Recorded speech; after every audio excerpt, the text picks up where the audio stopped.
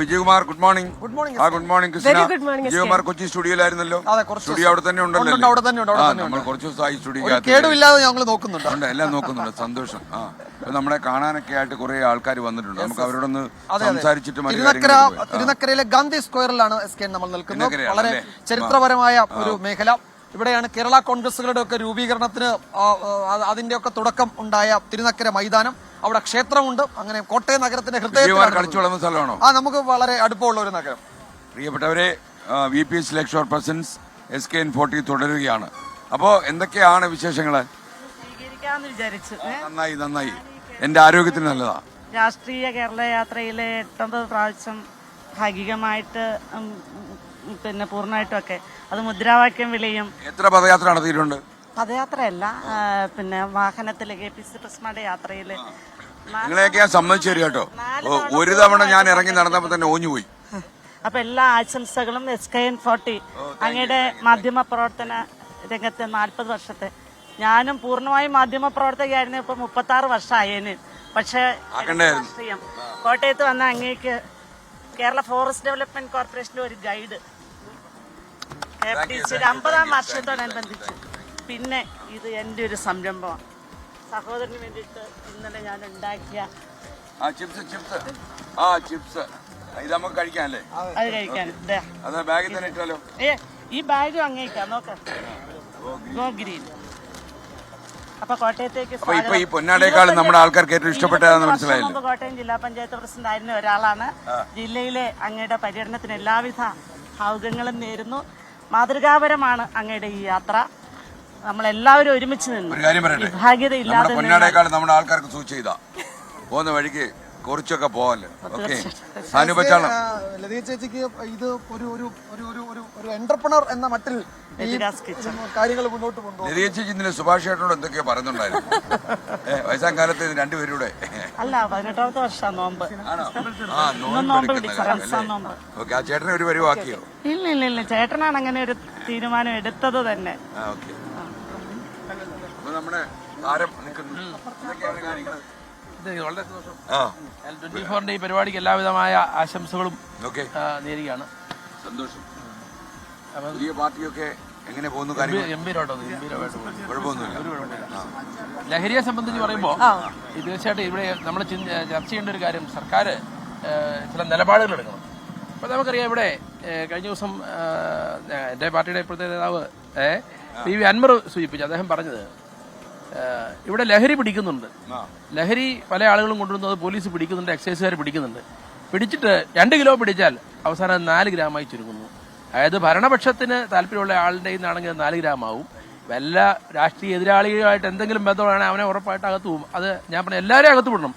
2 gram അല്ല, 1 gram കഞ്ചാവോ അല്ലെങ്കിൽ മയക്കുമരുന്നോ പിടിച്ചാലും അത് എവിടെ നിന്ന് വന്നു എന്നറിയുവാനും അവരെ ശിക്ഷിക്കുവാനുമുള്ള നിയമം ഈ രാജ്യത്തുണ്ടാവണം. 2, എനിക്ക് ഇവിടുത്തെ പോലീസിനോട് ചോദിക്കാനുള്ളത്, പ്രത്യേകിച്ച് കോട്ടയത്തെ പോലീസിനോട് ചോദിക്കാനുള്ളത്, ഇവിടെ നമ്മുടെ കലാലയങ്ങളിലെല്ലാം മിക്കവാറും ഇവിടെ ഈ ഹോസ്റ്റലുണ്ട്. ആ ഹോസ്റ്റലിലൊന്ന് പരിശോധിക്കാവോ? വേറെ ഒന്നും വേണ്ട, പറയാം. MG യൂണിവേഴ്സിറ്റിയുടെ ക്യാമ്പസ്, അത് SFIയുടെ നിയന്ത്രണത്തിലാണ്. അവിടെ ആ ഹോസ്റ്റലിൽ ഒന്ന് കയറി പരിശോധിക്കാൻ ഈ കോട്ടയം ജില്ലയിൽ ഒരു കാര്യം പറയാം. ഈ ജനാരവം സർക്കാരിന് നല്ല ഒരാൾക്കും കണ്ടില്ലെന്ന് അടിക്കാൻ പറ്റില്ല. അത്രയും കൂടുതൽ അപകടമാണ്. ഞാൻ യാത്ര തുടങ്ങിയപ്പോൾ കണ്ടതിനേക്കാളും ഒരു 3% ഞാൻ പ്രതീക്ഷിച്ചെങ്കിൽ 300% എൻ്റെ ഒരു നിരീക്ഷണം. അതുകൊണ്ട് തന്നെ KSU എന്നോ SFI എന്നോ KSU എന്നോ വ്യത്യാസമൊന്നും വരാൻ പറ്റില്ല. ഞാൻ പറഞ്ഞല്ലോ, ഞാൻ പറയട്ടെ. പറയട്ടെ,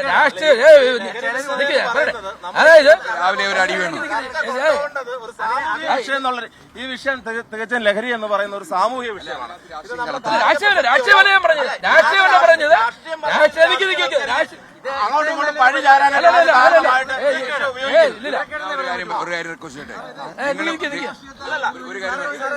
ഇവിടെ വിദ്യാർത്ഥി രാഷ്ട്രീയം തന്നെ നിരോധിക്കണം പറഞ്ഞ ആളാ. കേരളത്തിൽ വിദ്യാർത്ഥി രാഷ്ട്രീയം തന്നെ നിരോധിക്കണം. നിങ്ങളൊരു കാര്യം, നിങ്ങൾ 4 പേരോട് അങ്ങോട്ട് മാറി വിവാദമൊക്കെ കഴിഞ്ഞു വന്നാൽ വെച്ചിട്ട് എങ്ങനെ പോകാം അല്ലെങ്കിൽ ഇങ്ങനെ പോകണം എന്നൊരു ധാരണയോടുകൂടി ആരും പോകാൻ പറ്റില്ല. കാരണം എന്താണെന്ന് വെച്ച് കഴിഞ്ഞാല് ഇതൊരു സാമൂഹിക വിഷയമാണ്. നഗരസഭാ ചെയർപേഴ്സണാണ്. ഏത് തട്ടിൽ വരെയും നഗരസഭാ ചെയർപേഴ്സണാണ്. ഇന്ത്യയിലെ പ്രായം കുറഞ്ഞ ചെയർപേഴ്സണാണ്. പ്രായം കുറഞ്ഞ ചെയർപേഴ്സണാണ്. അത് ആര്യ രാജേന്ദ്രനാണോ? ഓക്കെ. അപ്പൊ നമ്മുടെ ഈ നഗരസഭയിൽ എങ്ങനെ അവസ്ഥ?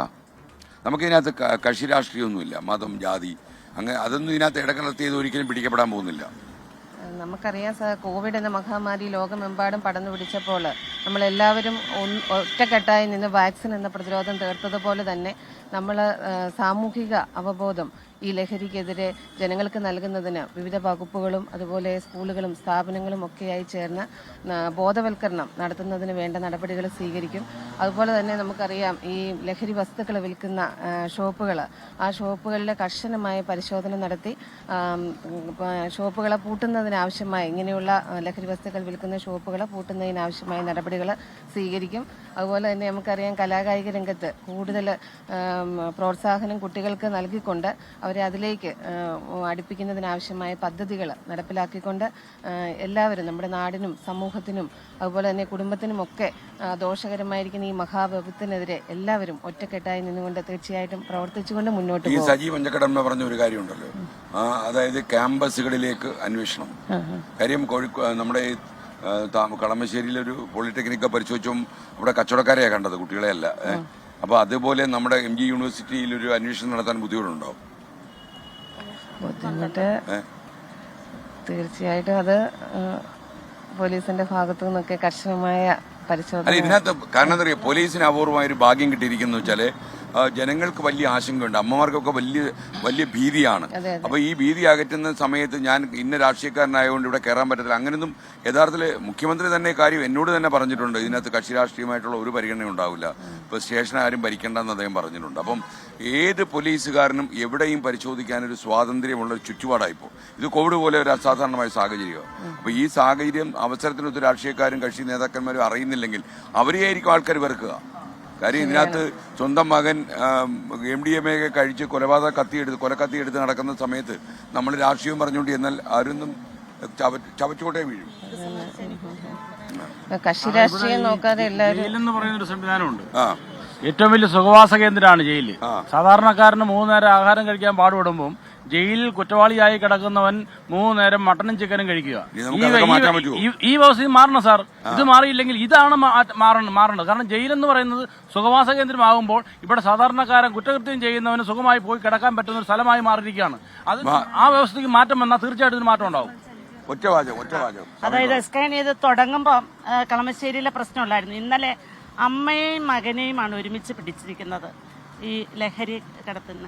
അപ്പോൾ വളരെ ഗൗരവമായിട്ടുള്ള ഒരു കാര്യമാണ്. കുടുംബത്തിൽ നിന്ന് തുടങ്ങണം. ഇപ്പം പണ്ട് പുരുഷന്മാരാണ് മദ്യവിരുദ്ധം അല്ലെങ്കിൽ ലഹരി വിരുദ്ധ പ്രതിജ്ഞ, ഇന്ന് സ്ത്രീകളും പുരുഷന്മാരും ഒരുമിച്ച് പ്രതിജ്ഞ എടുക്കേണ്ടതെന്ന്. വിഭാഗീയത ഇല്ലാതെ രാഷ്ട്രീയ ഏറ്റവും വലിയൊരു വിഷയം. അപ്പൊ നിങ്ങളുടെയൊക്കെ ഒരു അഭിപ്രായം എങ്ങനെയാണ് ഇതിനകത്ത്? ഞാൻ ബേക്കർ LP സ്കൂളിലെ ടീച്ചറാണ്. ഇപ്പൊ കൊച്ചു കുഞ്ഞുങ്ങളെ പോലും ഇന്ന് ലഹരി ഇന്ന് വളരെയധികം ബാധിച്ചിരിക്കുകയാണ്.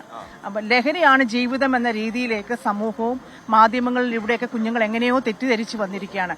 ഈ കാലഘട്ടങ്ങളിൽ നമുക്ക് സ്കൂളായിട്ട് ആദ്യകാലങ്ങളിൽ ഞങ്ങൾ കൊച്ചു സ്കൂളിൽ നിന്ന് ലഹരി എന്നൊരു വാക്ക് ഞങ്ങൾ ഉപയോഗിക്കത്തില്ലായിരുന്നു. പക്ഷെ ഇപ്പം നമുക്ക് ലഹരി കുഞ്ഞുങ്ങൾ കൂടുതൽ അറിയുന്നുണ്ട്.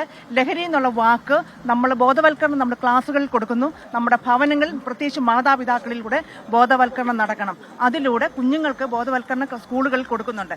ജീവിതമാണ് ലഹരി എന്ന് ഒരു വലിയ സന്ദേശം നമ്മൾ അവർക്ക് മാതൃകയായിട്ട് നിന്നുകൊണ്ട് പറഞ്ഞു കൊടുക്കാനായിട്ട് പ്രത്യേകം ബോധവൽക്കരണം നടത്തുന്നു.